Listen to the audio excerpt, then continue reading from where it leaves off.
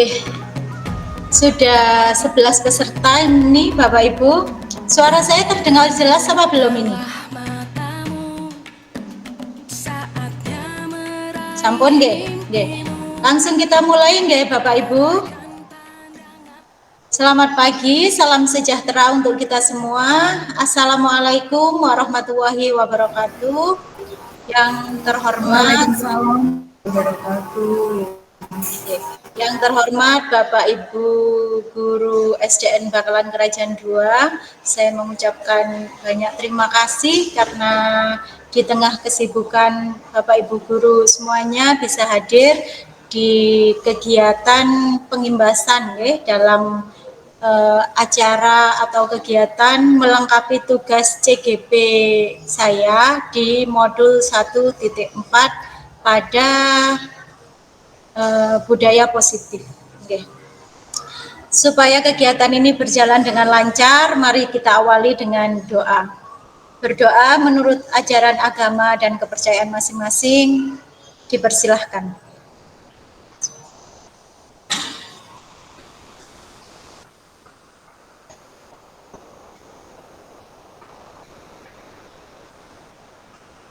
Selesai. Okay. Mohon izin ya Bapak Ibu untuk memulai kegiatan hari ini. Saya share screen dulu.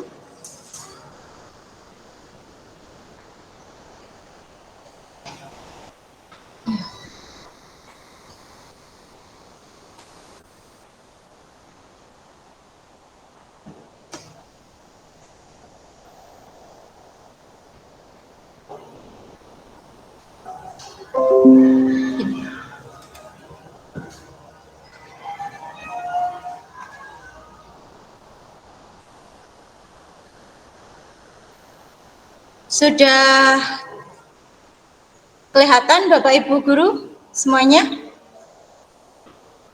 Nggih. Sampun Bu Frida. Sampun nggih. Baik, hari ini kita mulai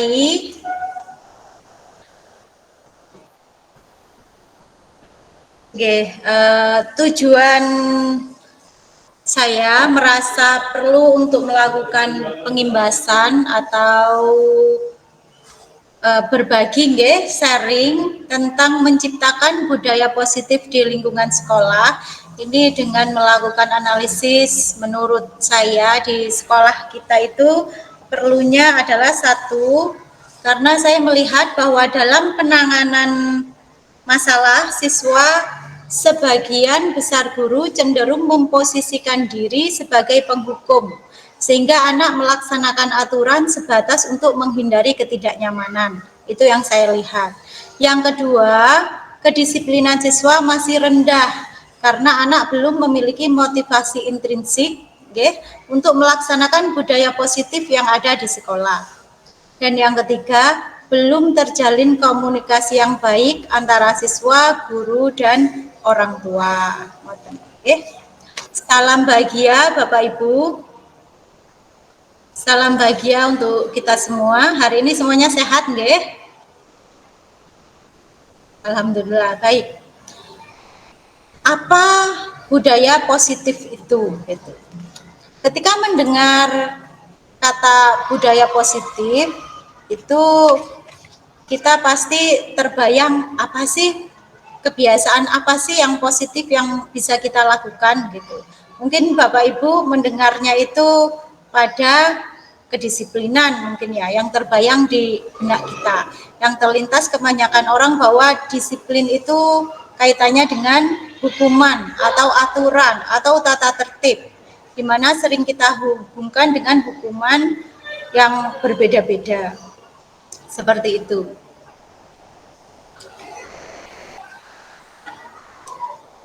Adapun budaya positif itu adalah implementasi nilai yang menjadi keyakinan kita secara universal yang diterapkan di sekolah kita. Jadi nilai apa yang sudah menjadi keyakinan kita dan itu sifatnya universal, bersifat semuanya, tidak datang dari salah satu pihak atau dari beberapa pihak, tapi itu merupakan keyakinan bersama. itu yang disebut dengan budaya positif. Nah, tentunya budaya positif itu bermacam-macam ya Bapak Ibu, yang itu kaitannya sifatnya normatif. Nah, pasti sudah kenal beliau nggih. Siapakah tokoh berikut?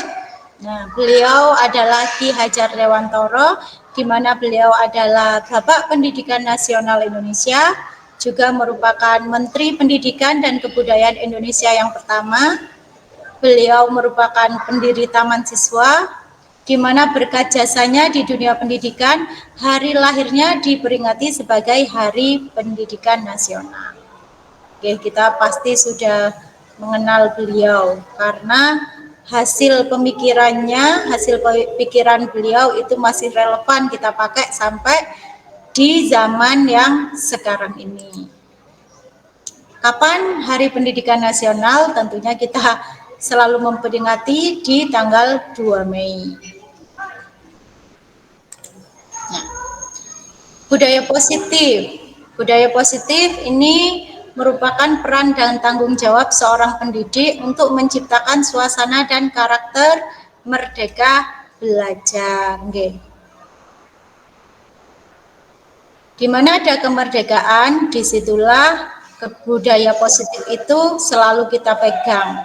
Di mana yang kuat kita lakukan tentunya adalah kedisiplinan. Semuanya dimulai dari yang namanya disiplin.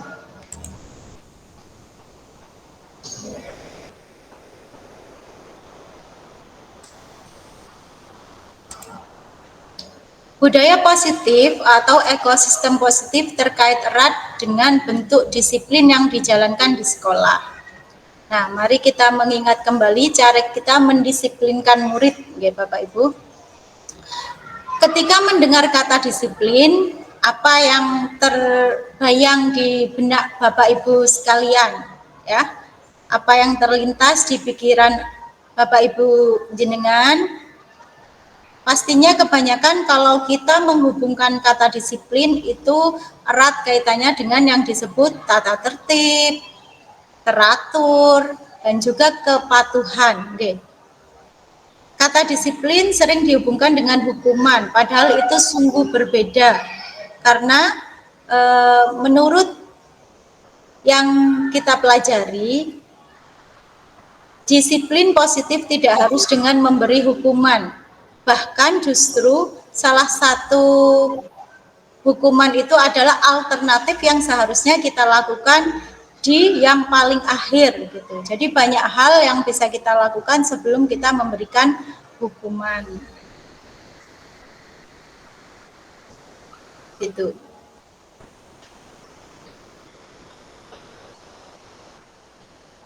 Nah, kira-kira di sekolah kita perlukah kita meninjau kembali tentang kedisiplinan, ataukah kedisiplinan di sekolah kita ini sudah sesuai dengan merdeka belajar yang sudah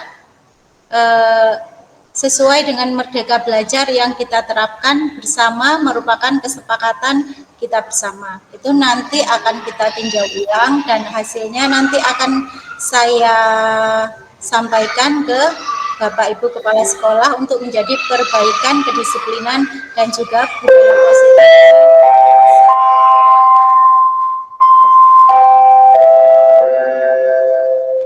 Perhatian, waktu istirahat telah tiba. Kepada seluruh siswa dipersilakan istirahat. Dihimbau kepada para siswa yang membeli jajanan untuk membuang sampah di tempat yang telah disediakan. Terima kasih.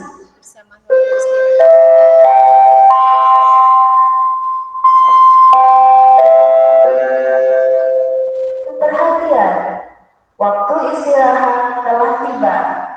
Kepada seluruh siswa dipersilakan istirahat. Dihimbau kepada para siswa yang membeli jajanan untuk membuang sampah di tempat yang telah disediakan. Terima kasih. Masih ada suara. Oke, nah Tentunya merubah sesuatu itu bukan hal yang mudah, tidak semudah membalikkan telapak tangan. Gitu. Nah, di sini ada perubahan paradigma. Kita umpamakan dengan kegiatan kepalan tangan. Ada A dan ada B. Di sini A adalah kita sendiri dan B adalah teman kita misalnya. Kita menyobek secara kertas kecil, kita tuliskan benda atau sesuatu yang sangat berharga untuk Anda. Letakkan di salah satu tangan Anda dan genggam benda atau sesuatu tersebut dengan segala daya, sekuat-kuatnya. Buatlah sebuah kepalan di mana teman Anda akan mencoba dengan sekuat tenaga dengan berbagai cara untuk meminta Anda memberikan benda tersebut. Apa yang terjadi? Nah, kalau kita menggenggam sesuatu yang berharga, pasti kita akan pertahankan. Gitu.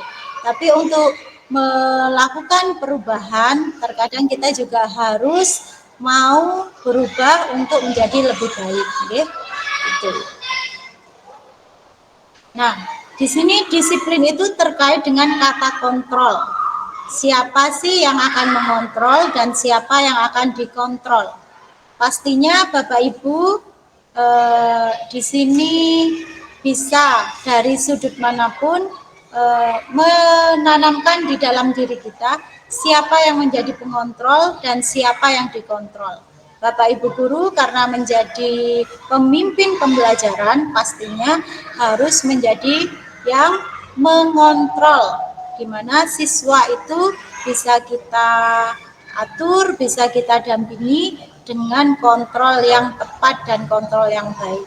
Sehingga semua yang mereka inginkan, mereka cita-citakan bisa kita dampingi sampai kepada cita-cita yang sesuai dengan keinginan mereka. Nah, sebagai seorang guru, di manakah posisi Anda yang sekarang? Di mana? Dikontrol atau mengontrol? Pastinya pada posisi yang mengontrol. Karena kita mendidik dan juga mendampingi, memfasilitasi siswa, kita harus tahu benar-benar karakter siswa kita yang bermacam-macam. Dan kita harus punya banyak strategi untuk bisa mengontrol siswa kita ada pada jalur yang tepat. Nah, misalnya di sini, jika teman-teman lupa nama saya, apa yang sebaiknya teman-teman dapatkan? Nah, apa?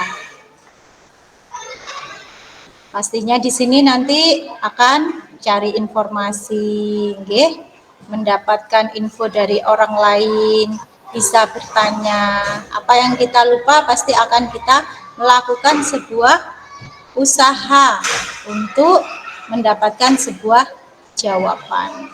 Seperti itu,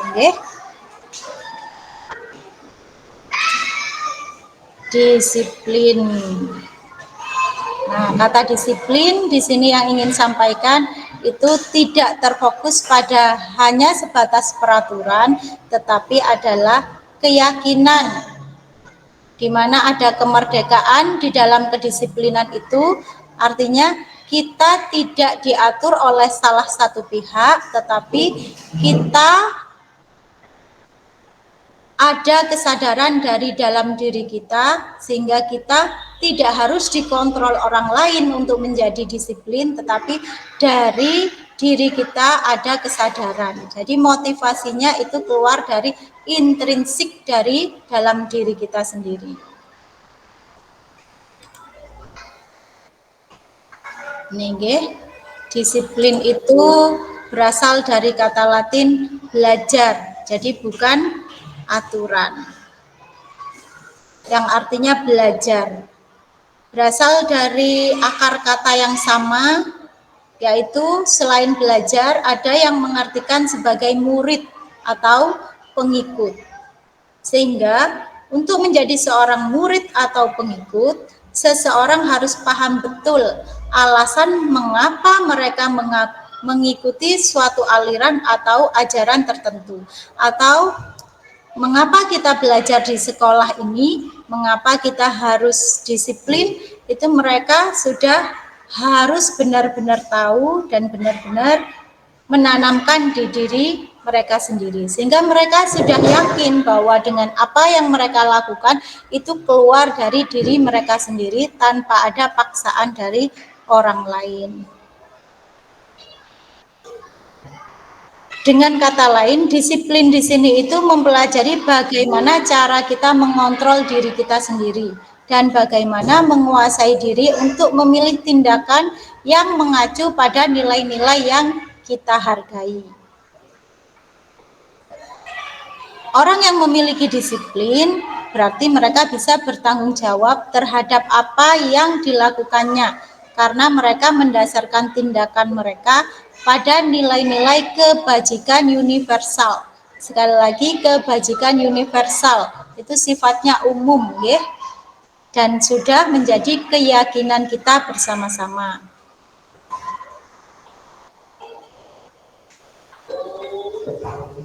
Sehingga orang yang sudah punya disiplin diri yang kuat itu tidak harus tergantung atau terperintahkan oleh orang lain, tetapi harus mempertanggungjawabkan dirinya serta tertibnya, laku diri dari segala hak dan kewajibannya. Nah, di sini sebagai pendidik tujuan kita mendisiplinkan tentunya untuk menciptakan anak-anak yang memiliki disiplin diri sehingga bisa berperilaku dengan mengacu pada nilai-nilai kebajikan universal dan memiliki motivasi intrinsik. Okay? Sekali lagi, motivasi yang timbul di sini yang kita inginkan adalah intrinsik, bukan ekstrinsik. Artinya, misalnya untuk tertib, untuk bisa datang ke sekolah tepat waktu, itu bukan besarnya dari nilai ekstrinsiknya. Misalnya harus dibangun dulu dari orang tuanya, harus dipaksa dulu dengan aturan. Tetapi yang kita inginkan adalah nilai itu timbul dari intrinsik diri, dari dalam dirinya sendiri.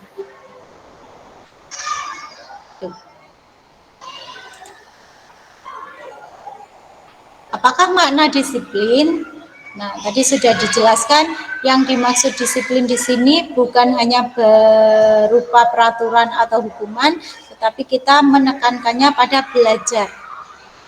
Makna asal dari kata ini berkonotasi dengan disiplin diri dari Mur, Okrates, dan Plato. Tujuan apa yang dihargai. Namun dalam budaya kita, makna disiplin telah berubah menjadi sesuatu yang dilakukan seseorang pada orang lain, ya. Karena kita selama ini menganggap disiplin itu adalah aturan, adalah hukuman, sehingga sesuatu itu dilakukan orang lain untuk mendapatkan kepatuhan.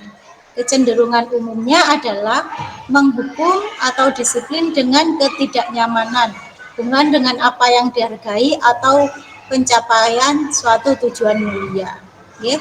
Yang kita lakukan misalnya kalau ada anak terlambat, seperti mungkin yang kita lakukan itu dicatat, dihukum untuk misalnya mencabut rumput atau apa. Tapi di sini kita akan menanamkan bagaimana belajar supaya mereka melakukan kesalahan itu bagaimana cara memperbaikinya gitu.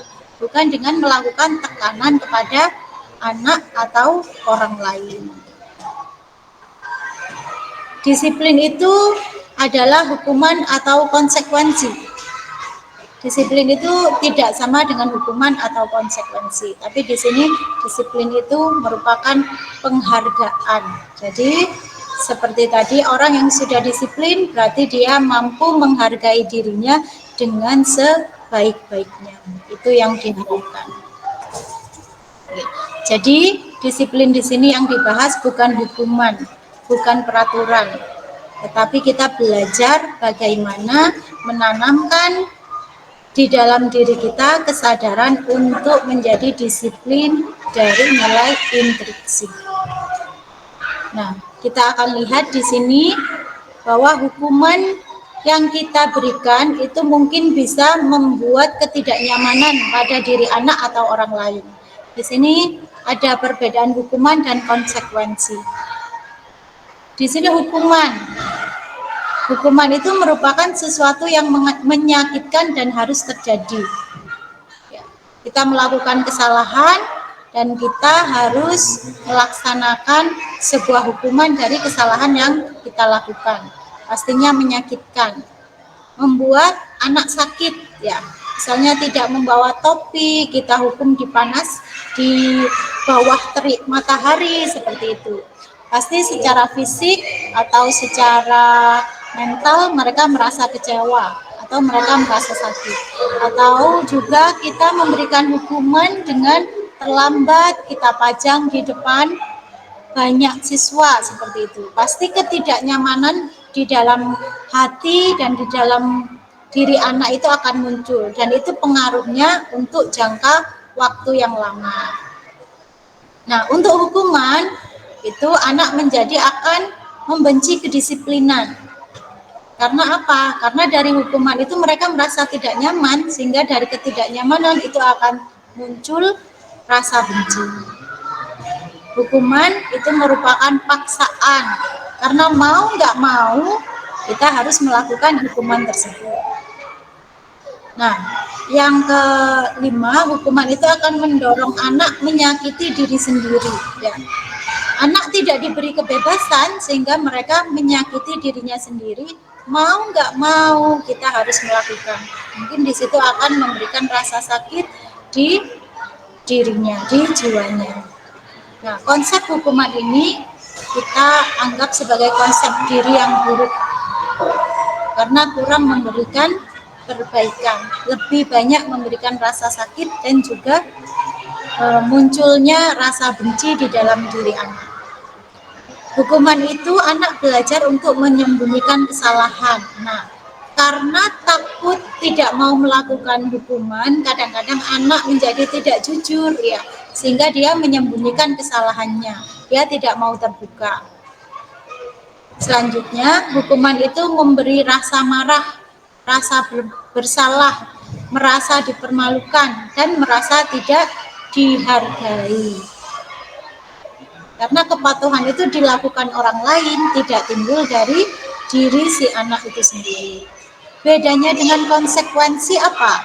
Kalau konsekuensi itu sesuatu yang harus terjadi. Misalnya, anak kita duduk satu bangku, kemudian kita menjatuhkan botol minum atau bekal teman kita yang ada di samping kita dengan sengaja atau tidak sengaja. Pasti konsekuensinya apa? Kita harus membersihkan karena kita sudah menjatuhkan atau mengambil. Kalau memang tidak berantakan kita harus mengambil. Itu konsekuensi karena kita sudah tidak sengaja melakukan kelalaian. Jadi sesuatu itu harus terjadi. Kemudian yang kedua, membuat anak merasa tidak nyaman dalam jangka waktu pendek. Namanya kita melakukan kesalahan ya, pasti ada rasa tidak nyaman karena teman kita yang kita lakukan kelalaian itu pasti merasa dirugikan.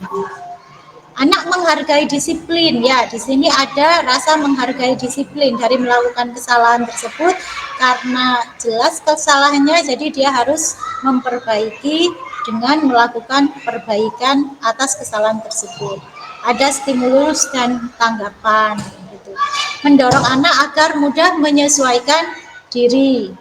Konsep diri yang baik. Untuk konsekuensi ini sudah baik karena anak sudah tahu yang dilakukan itu salah, jelas, kemudian dia harus memperbaiki dirinya.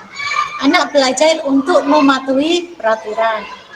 Kemudian kehilangan hak, dibuat tidak nyaman, diasingkan untuk sementara. Ini bedanya. Jadi untuk konsekuensi ini tingkatannya sudah setingkat lebih baik atau lebih efektif daripada hukuman. Kalau hukuman mau tidak mau, kalau kita melakukan kesalahan tanpa ada konfirmasi itu harus kita lakukan sehingga rasa benci dan sakit itu lebih besar daripada toleransi dalam konsekuensinya.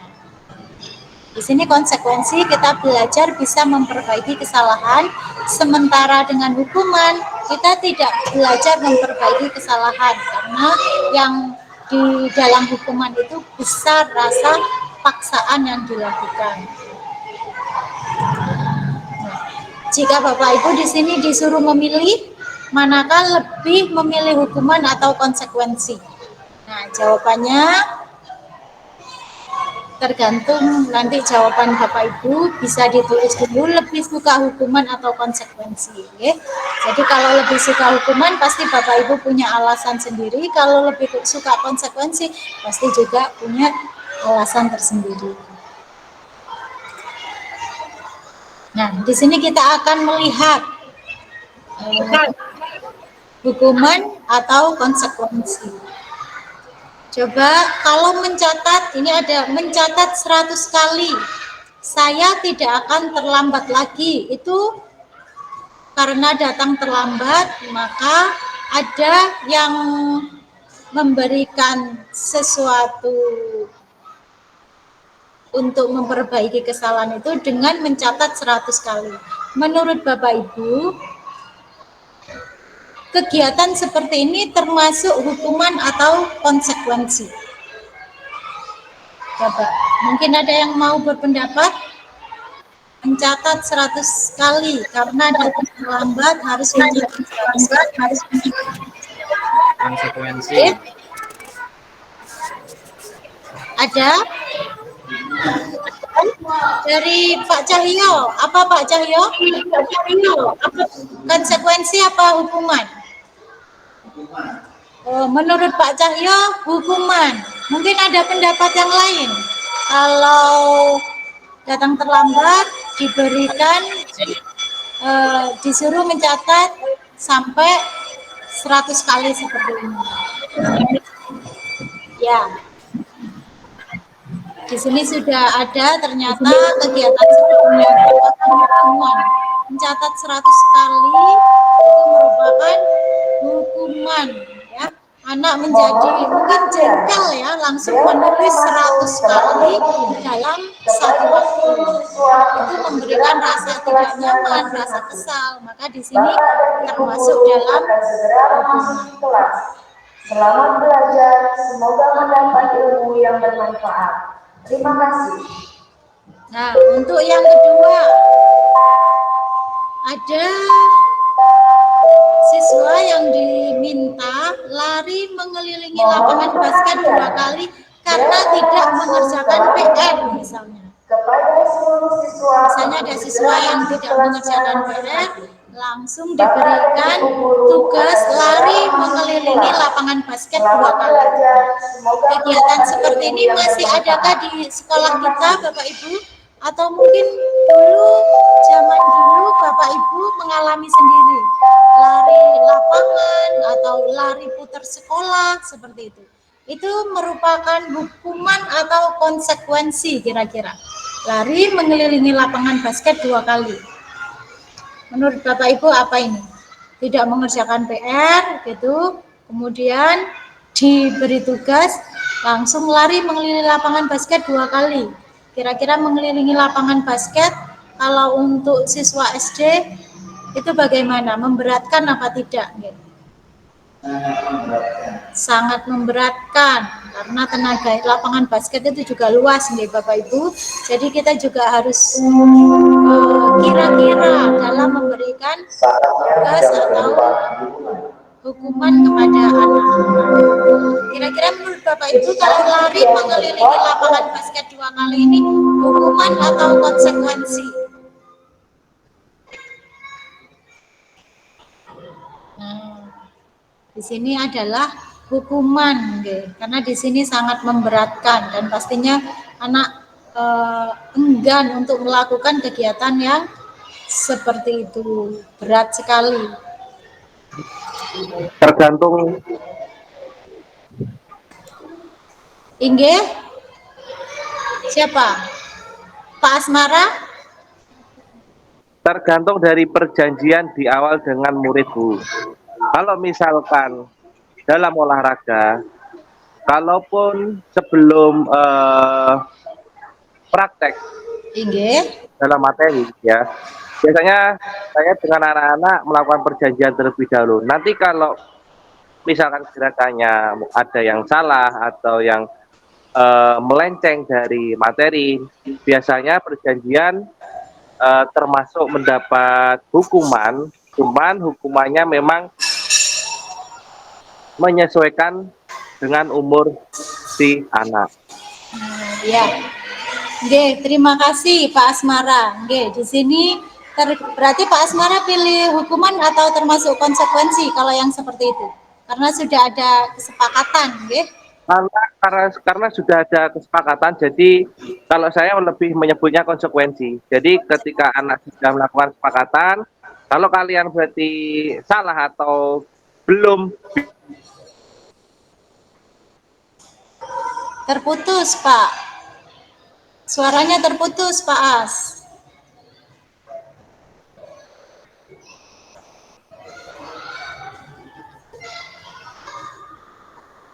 Terputus, Pak Asmara.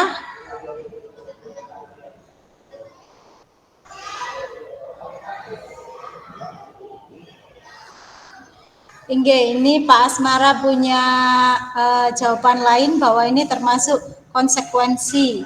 Tetapi mungkin kita juga melihat anak kalau diberi hukuman lari lapangan karena tidak mengerjakan PR, apa setelah itu akan langsung memperbaiki dan memberikan kesadaran kepada dirinya gitu. Jika itu tidak memberikan kesadaran kepada dirinya untuk melakukan hal yang lebih baik karena hukuman itu, maka hal seperti itu pasti akan memberatkan kepada siswa atau anak kita gitu. Oke, seperti itu. Jadi sesuatu yang memberatkan kepada anak dan nantinya pekerjaan itu menjadi tidak selesai itu masuk dalam kategori hukuman seperti yang tadi di atas dijelaskan. Tapi Pak Asmara punya pandangan yang berbeda. Apa boleh? Boleh gitu. Karena Pak Asmara tadi juga menyebutkan disesuaikan dengan usianya dan juga kesepakatan bersama sebelum kegiatan itu dimulai. Nggih. Terima kasih Pak Asmara, nggih. Mungkin lagi ada gangguan, suaranya terputus di sini. Nah, ini kalau menggantikan tugas teman yang sudah dicoret-coret. Nah, ini ada teman sudah mengerjakan tugas, kemudian menggantikan tugas teman yang sudah dicoret-coret. Kamu coret, mungkin kamu lagi kesal, itu kamu melakukan kegiatan yang di luar kontrol sehingga kamu mencoret-coret tugas temanmu. Nah, ini termasuk apa? Temanmu sudah selesai nih. Kemudian kamu karena kesal atau hal lain apa yang dilakukan, kemudian kamu menggantikan tugas teman itu. Ini apa nggih? Termasuk hukuman atau konsekuensi? Monggo, ada yang mau berpendapat mungkin? Ayo. Ada dari Bapak Ibu Guru, kalau menggantikan tugas teman yang sudah dicoret-coret ini termasuk konsekuensi atau hukuman? Pak Cahya mungkin?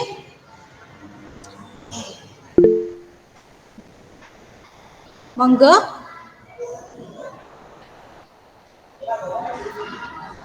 Oke, Bu Vidya, mungkin saya bisa menjawab. Ya, Bu Yuli.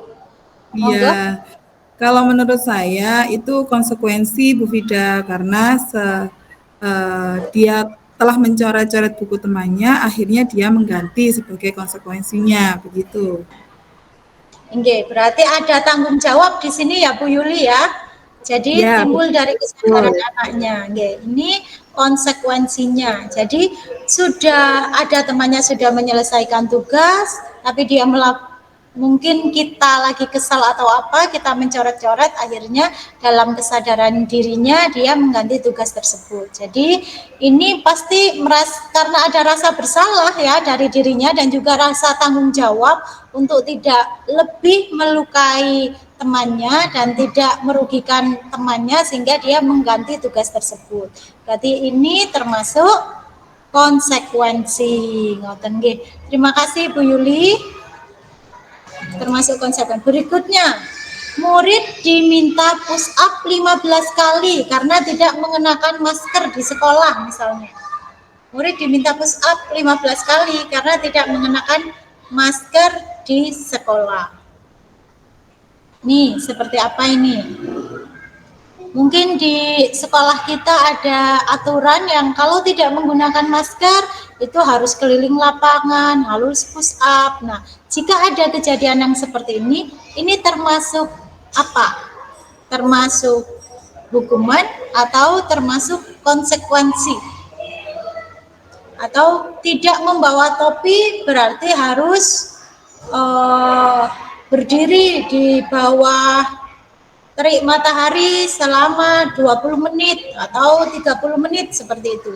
Barangkali ada yang masih memberlakukan seperti itu, atau tidak membawa masker di kelas disuruh angkat satu kaki, kemudian berdiri di depan teman-temannya. Itu termasuk hukuman atau konsekuensi. Monggo, barangkali ada pendapat dari Bapak Ibu untuk kita nanti bisa memahami bedanya konsekuensi dengan hukuman.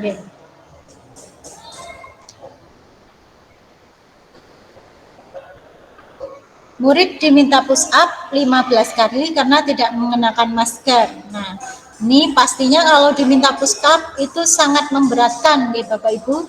Memberatkan 15 kali itu butuh tenaga yang besar, terlebih kalau misalnya tidak sarapan justru nanti akan merugikan siswa itu sendiri. Misalnya tambah lemas sehingga bukan maskernya ada solusi, justru ada timbul masalah yang baru.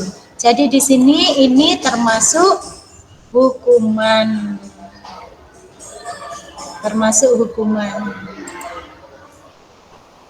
Nah, kalau yang ini membersihkan tumpahan air di atas meja tulis karena tersenggol pada saat belajar.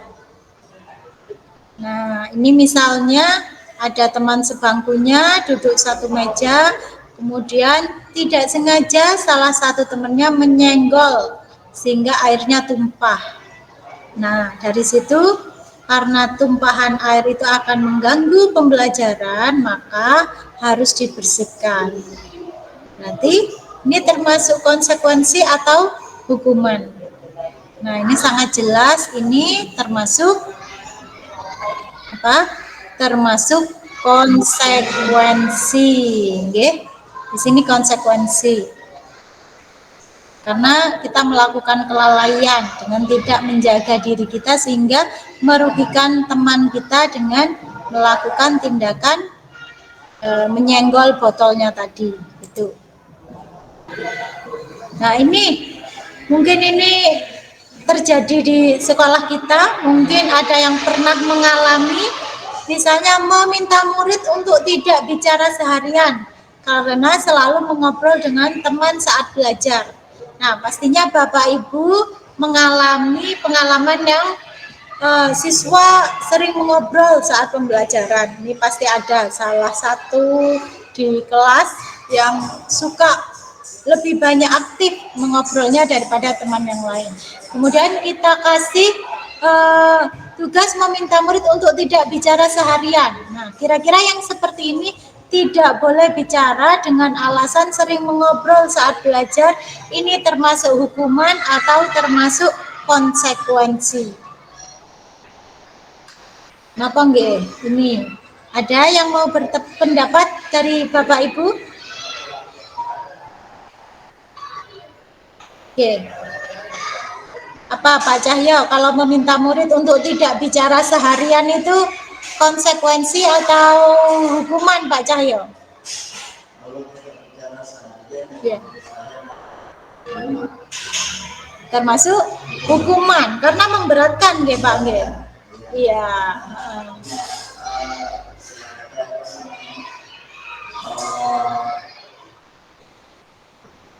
Apa? Tidak memberikan kebebasan nggih?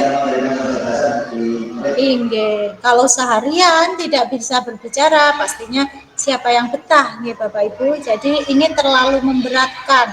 Maka kategori ini disebut hukuman. Oke. Ternyata masih banyak yang mungkin kita alami di sini. Lari mengelilingi lapangan basket 2 kali karena terlambat 10 menit disuruh lari. Saat mengikuti pelajaran olahraga seperti itu, harus lari dulu baru boleh mengikuti. Saat mengikuti pelajaran nanti siswanya malah sudah lemes, sudah kurang tenaga, kurang semangat. Itu termasuk lari mengelilingi lapangan, termasuk konsekuensi. Nah, nih. Jadi hukuman dan juga konsekuensi itu pasti memberikan nilai terhadap diri kita. Mana yang akan kita pilih, mau hukuman, mau konsekuensi, itu harus timbul kesadaran dari dalam diri kita.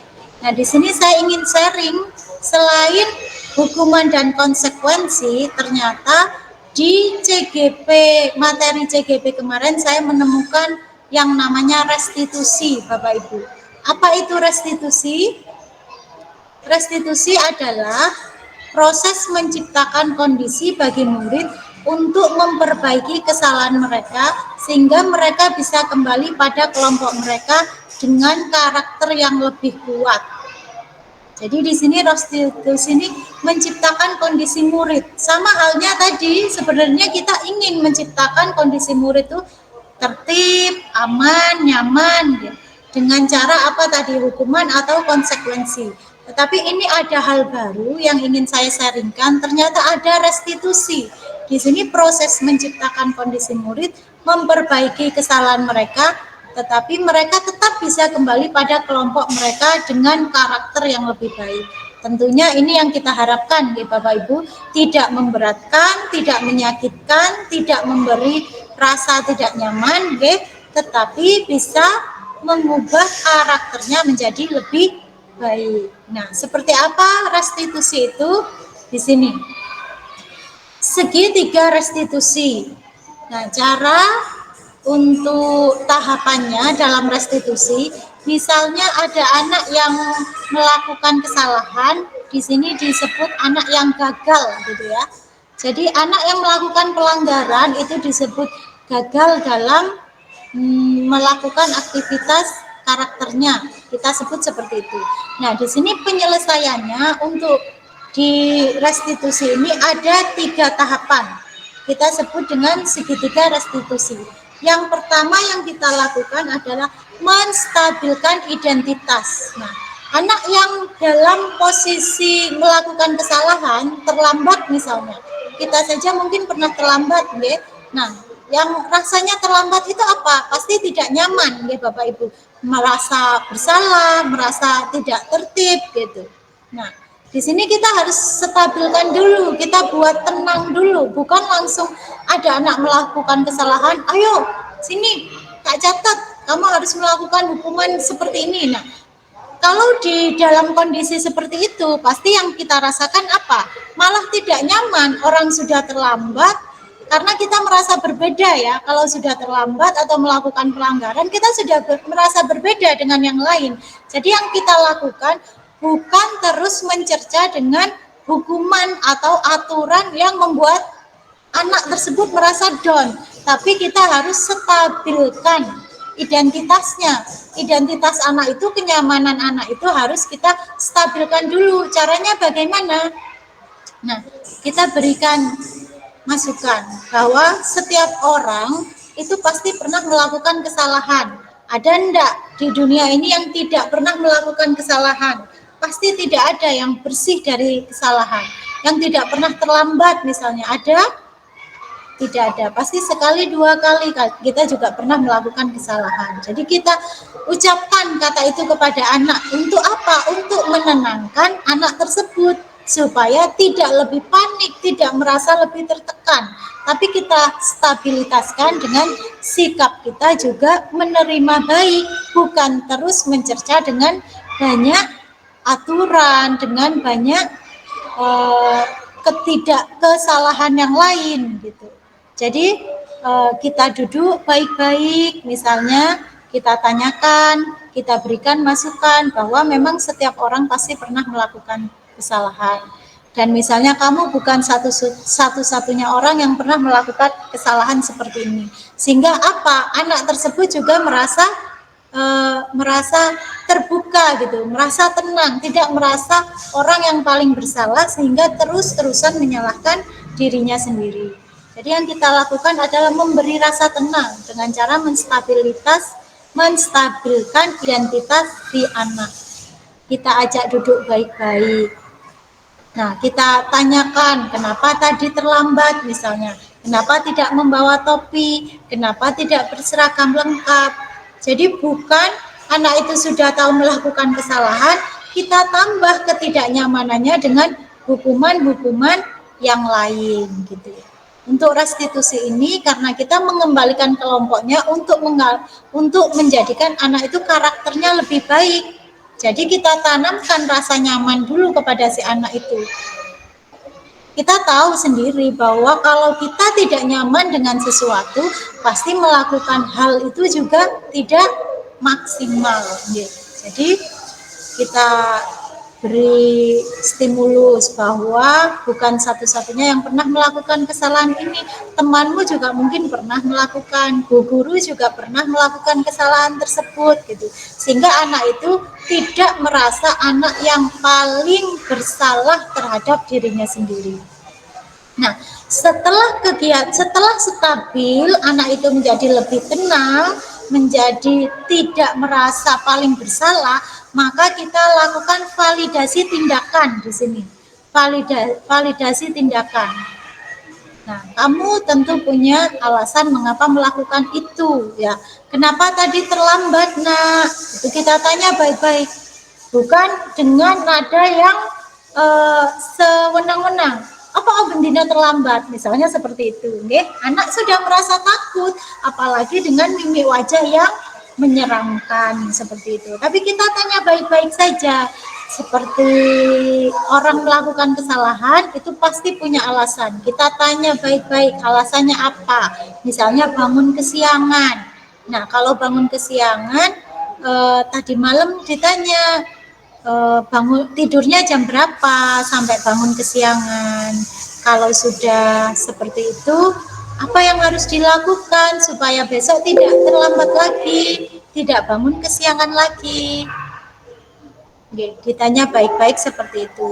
Tahu kesalahannya misalnya karena nonton bola terlalu malam, nonton televisi terlalu malam. Itu kan tindakan salah yang dilakukan anak. Setelah kita tahu tindakan salah yang dilakukan anak, kita mencari adakah cara yang lebih efektif untuk mendapatkan apa yang kamu butuhkan gitu.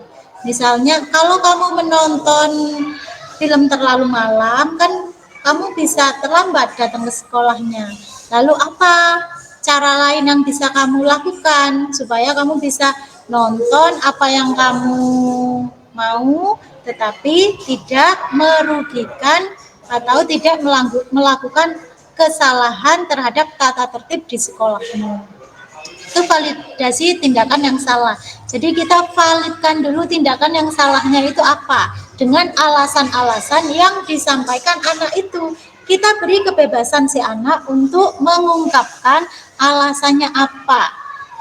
Jangan kita sok tahu, oh, aku tahu kamu kebanyakan PS kan gini. Jangan memotong pembicaraan anak dengan kita menjadi lebih tahu dari si anak tersebut. Tapi biarkan anak itu bebas mengutarakan apa yang menjadi alasannya. Misalnya tidak bawa topi karena tidak lupa menyiapkan.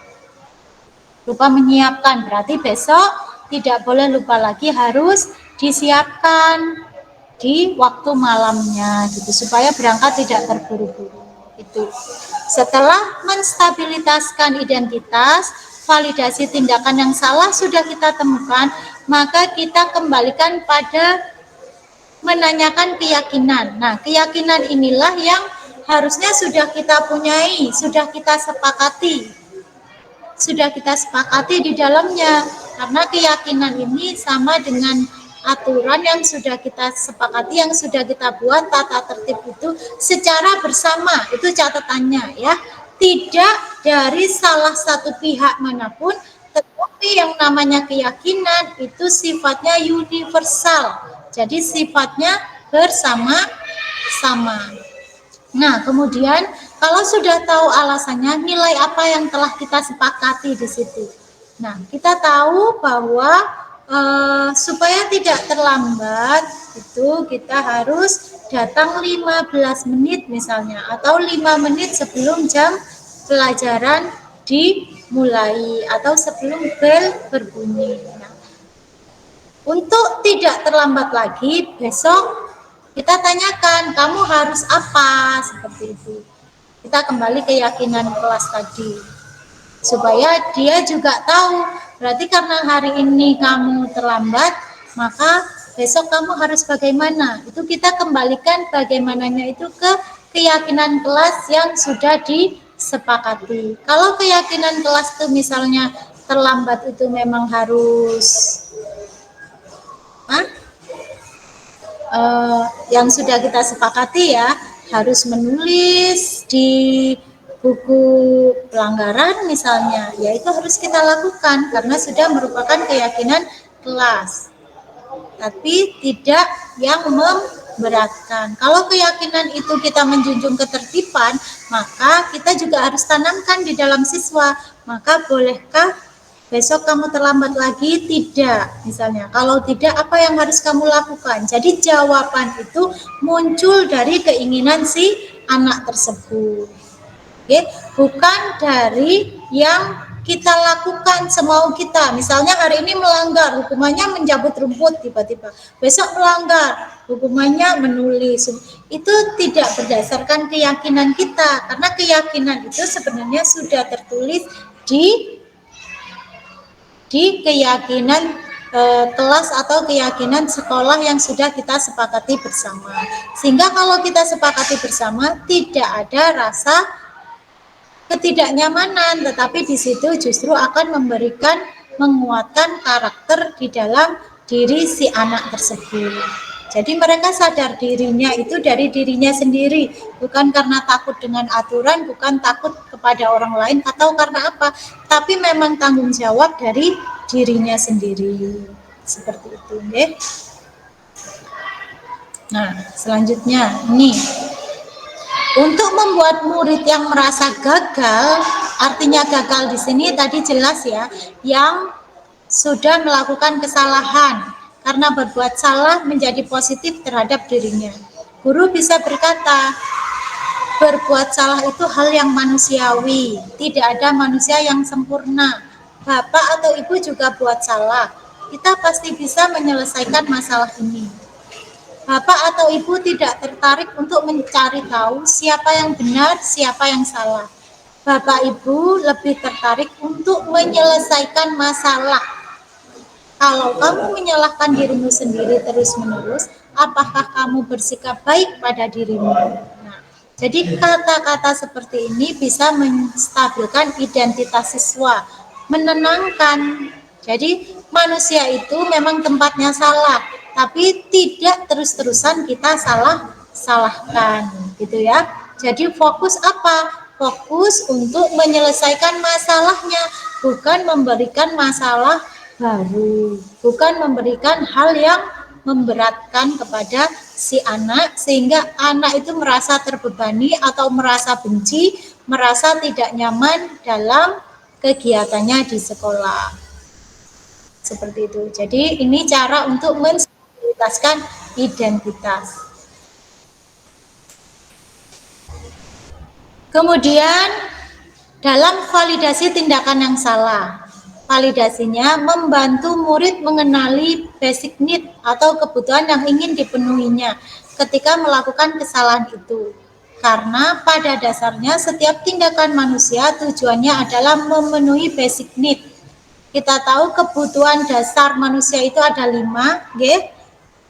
ada yang kepingin penguasaan, jadi ingin berkuasa. Ada yang inginnya kebebasan, jadi tipe anak yang tidak bisa didekan, ingin kebebasannya. Ada yang ingin kasih sayang, mungkin di rumah memang kurang kasih sayang, jadi kebutuhannya lebih besar ke kasih sayangnya. Ada yang kepingin kesenangan, jadi nyaman, melakukan sesuatu itu nyaman gitu, sesuai dengan keinginannya gitu, tetapi tetap dalam kondisi aturan yang normatif. Yang kelima itu kebutuhan dasar manusia itu adalah untuk bertahan hidup.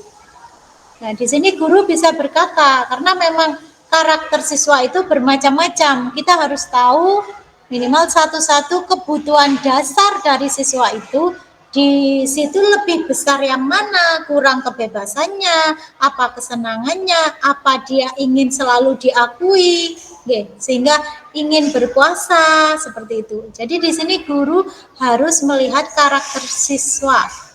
Guru bisa berkata dalam validasi tindakan yang salah itu, kamu bisa saja kan melakukan hal yang lebih buruk, tapi kamu tidak melakukannya kan, gitu. Misalnya hanya kesalahan kecil tidak usah dibesar-besarkan seperti itu, tapi kita redam sehingga mereka menjadi tahu dan sadar dengan kesalahannya.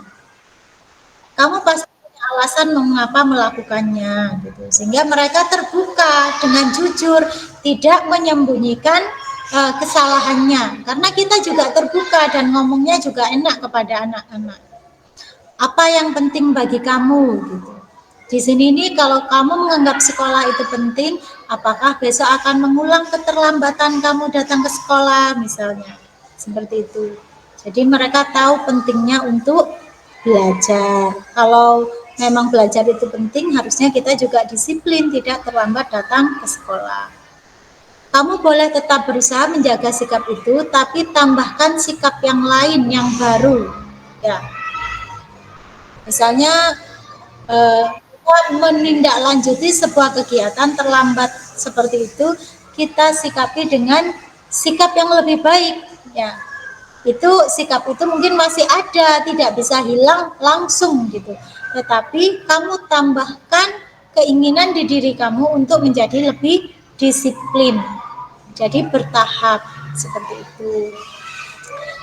Maukah kamu belajar cara lain untuk mendapat yang kamu butuhkan tanpa harus misalnya terlambat, tanpa harus memukul? Karena karakter siswa ada yang kepingin berkuasa, misalnya suka memukul temannya gitu. Jadi kita tanamkan di dirinya, belajar cara lain untuk mendapatkan yang kamu butuhkan, tetapi dengan tidak merugikan orang lain atau memukul orang lain, sehingga tidak menyakiti. Tuh. Kemudian validasi yang ketiga, caranya bagaimana? Menanyakan keyakinan di sini. Murid melihat kesalahannya, karena tadi sudah ada validasi salah ya, validasi tindakan yang salah sudah diketahui, maka murid kan sudah melihat kesalahannya dengan kesadarannya sendiri. Di sini kemudian kita hubungkan dengan nilai-nilai kebajikan yang diyakininya, mendasari manusia berinteraksi dengan orang lain. Di sini guru bisa berkata, apa nilai yang kita percaya di sekolah atau di sekolah kita? Kalau kamu suka memukul orang lain, apakah itu diperbolehkan misalnya? Kalau memukul orang lain itu adalah menyakiti orang lain, apakah sesuai dengan keyakinan yang sudah kita sepakati? Nilai-nilai kebajikan atau keyakinan apa yang telah kita sepakati? Jadi kita menggali dari siswa tersebut, sehingga yang disepakati itu menjadi pedoman untuk menanyakan keyakinan pada diri si anak saat melakukan kesalahan atau gagal dalam karakternya. Kita tanyakan kelas yang ideal itu seperti apa? Apa ada kegaduhan? Apa ada sikap pukul memukul? Atau ada canda-candaan? Apa itu istilahnya, kan kita suka berkata kasar misalnya, suka mengomentari teman misalnya. Apakah kelas yang ideal itu seperti itu? Nah, pasti anak akan menjawab apa yang kita tanyakan gitu. Kalau tidak, kamu ingin jadi anak seperti apa gitu. Apakah ingin jadi anak yang selalu terlambat? Apakah ingin jadi anak yang suka memukul temanmu, suka membuat rame di kelas gitu? Pasti anak itu menjawab karena kita menggiringnya dengan keyakinan yang sudah kita sepakati bersama. Bukan langsung mencerca sesuatu dengan hal yang justru memberatkan anak itu. Jadi anak itu sudah gagal, kalau anak itu lepas kontrol, anak itu akan apa? Menyalahkan dirinya sendiri. Tidak ada karakter yang akan terbangun kalau anak itu sudah dalam masa yang down. Tetapi tetap kita stabilitaskan tadi. Stabilitaskan identitas anak itu di sini adalah manusia yang sebagai manusia yang memang kita layani supaya bakatnya terpenuhi, supaya jiwanya di sini itu juga terpenuhi, kenyamanannya, keamanannya. Bukan kita justru menyalah-nyalahkan dan juga memberikan hukuman yang menjadi dia menjadi berat, menjadi tidak nyaman, sehingga semangat belajarnya justru akan menurun. Oke. Apa yang kamu rasakan ketika kamu melakukan itu? Kamu mau menjadi orang seperti apa? Jadi nanti anak itu yang akan memberikan kalau kesadaran dirinya sudah timbul, maka anak itu ya. Jadi dia akan tahu setelah melakukan kesalahan ini, maka dia akan tahu caranya bagaimana menyelesaikan. Karena timbul dari nilai intrinsik di dirinya sendiri, bukan karena kita dikte. Kita hanya menggiring anak itu. Kita hanya mengingatkan kesepakatan kita apa, seperti itu. Keyakinan kita apa, bukan terus menyalah-nyalahkan terus-menerus. Ini menanyakan keyakinan kelas. Kalau tidak sesuai dengan keyakinan kelas tersebut, maka kita akan kembali kepada keyakinan kelas itu, karena itu adalah kesepakatan bersama kita. Nggih. Nah, di sini berlatih menyelesaikan studi kasus segitiga restitusi. Banyak sekali nggih Bapak Ibu.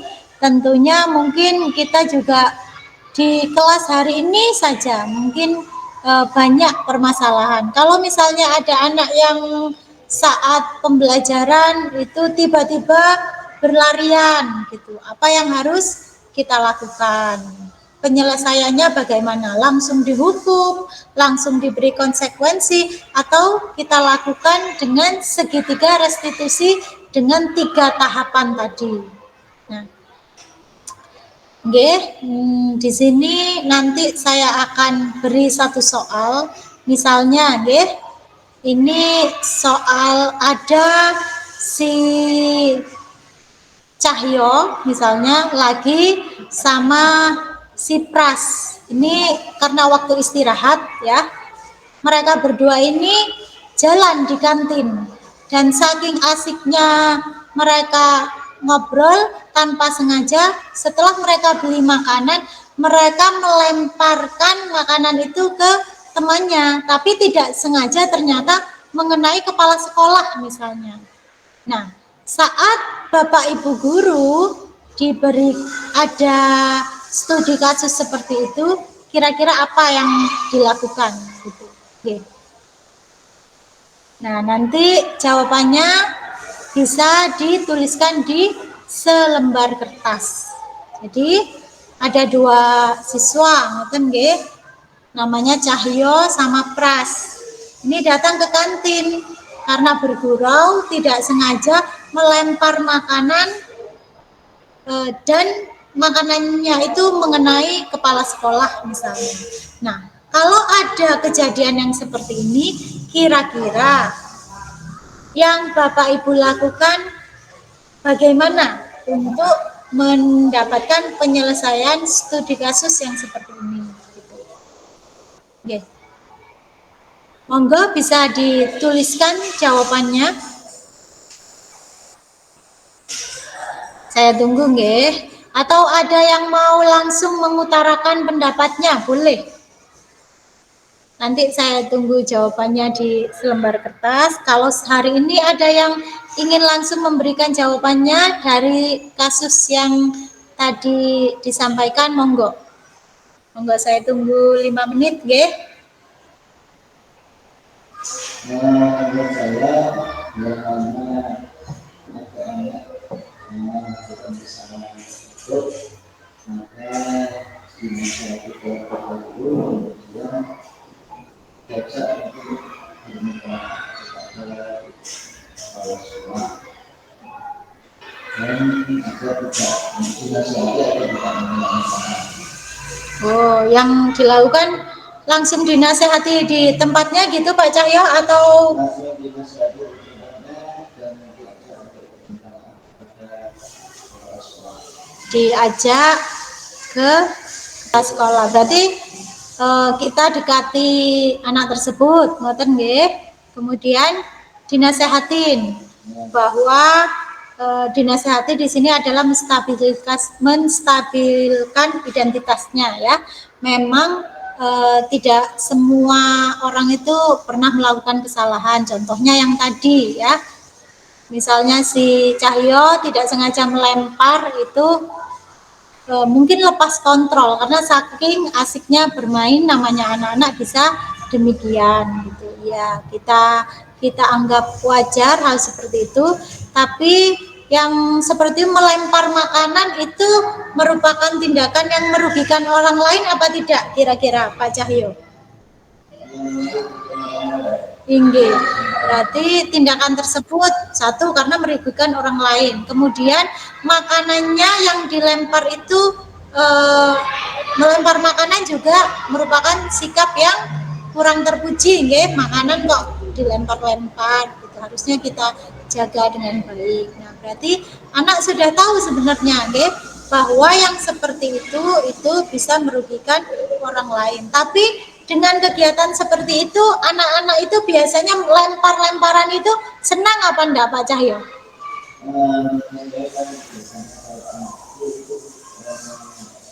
Main, Iya, tidak tahu itu Inggih.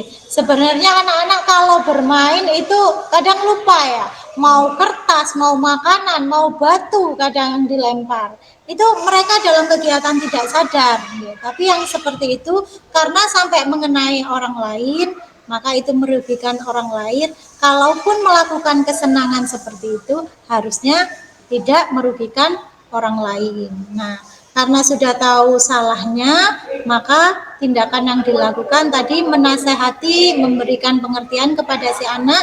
Kalau sudah tahu salahnya, maka besok boleh diajak ke kantin lagi, tetapi tidak boleh melakukan kesalahan yang sama dengan cara melempar-lempar makanan. Dan pastinya harus datang ke kepala sekolah untuk minta maaf. Oke, luar biasa jawabannya Pak Cahyo.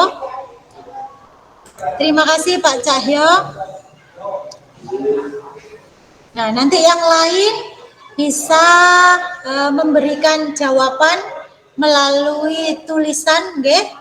Menjawab sesuai konsep segitiga restitusi, yaitu menstabilkan identitas, validasi tindakan yang salah, kemudian menanyakan keyakinan untuk menjawab pertanyaan seperti itu.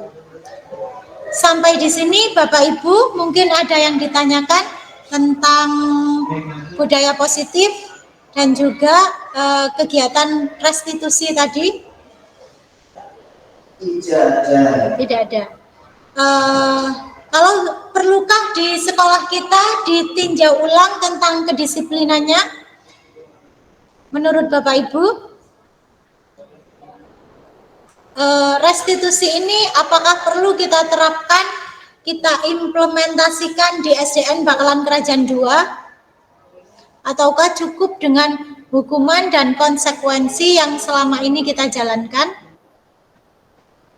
Adakah yang ingin berpendapat mungkin?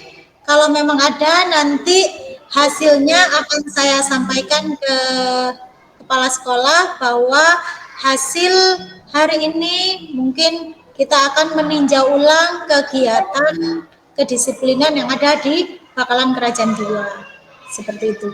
Ataukah cukup? Saya Bu Vida. Nggih, Bu Yuli, monggo. Ya, terima kasih. Kalau menurut saya sangat perlu sekali ya Bu Vida ya, karena kadang-kadang saya pun juga sebagai guru itu ketika anak ada melakukan sesuatu yang tidak sesuai begitu, kadang tanpa kita sadari kita langsung ujuk-ujuk begitu ya, langsung kemudian kenapa kok begini dan seterusnya. Dan itu tanpa kita sadari menjatuhkan mental anak, kemudian membuat anak merasa malu dengan temannya begitu. Jadi memang untuk praktek segitiga restitusi ini memang perlu di sekolah kita, Bu Vida. Begitu, Bu Vida.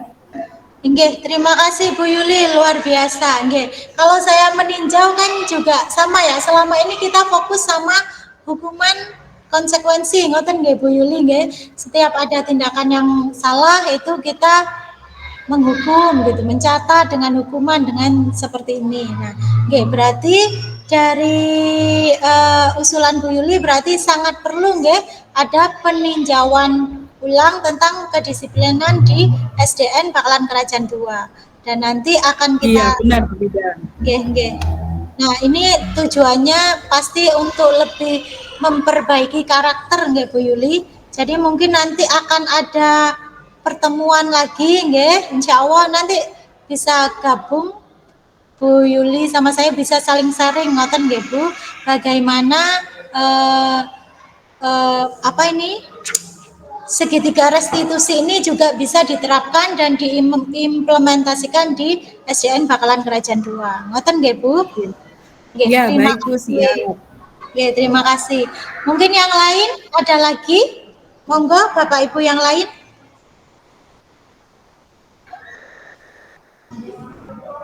Pak Cahyo mungkin tadi ada yang mau berpendapat, Pak Cahyo? Cukup? Nggih? Yang lain ada Bapak Ibu?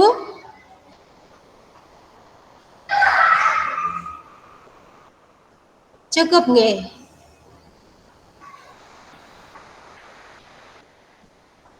Oke, kalau cukup untuk kegiatan hari ini saya ucapkan terima kasih Bapak Ibu untuk kehadirannya di presentasi budaya positif dan hasilnya seperti tadi yang kita sampaikan bersama, mungkin nanti akan ada peninjauan ulang tentang kedisiplinan di SDN Bakalan Kerajaan II.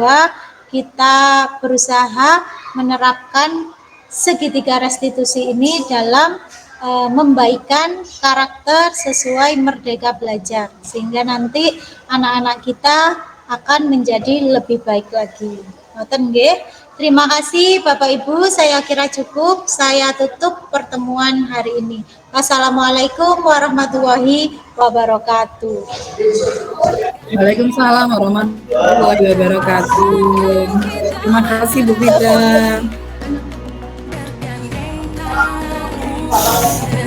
Oh iya. Era kita menanti berseri, kita belajar Pancasila, kita bernafas dalam sila-silanya, kita belajar Pancasila, ayo kita jaga untuk Indonesia bersatu. Kita belajar Pancasila, berpegang tangan dalam sila-silanya, singkirkan ego, oh Pancasila, ayo kita jaga untuk Indonesia. Jadilah generasi emas, cerdas berkarakter itu kita, berjuang